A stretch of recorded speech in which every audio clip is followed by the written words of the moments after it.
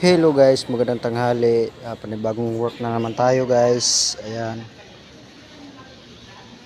Ito po yun guys. Ito po ang aking kinaabalahan ngayon guys.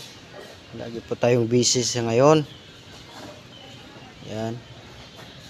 Ayan po. Ayan, mahabang misa yan. Yan ang mga kasama ko sa printing guys. Ayan. Ayan po si Idol Jomar. Ayan si Idol Jomar guys.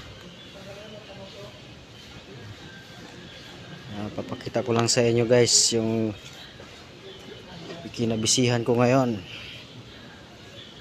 Ayun, nakalatag. Yan ang iprintahan ng design guys sa mga damit. Yan.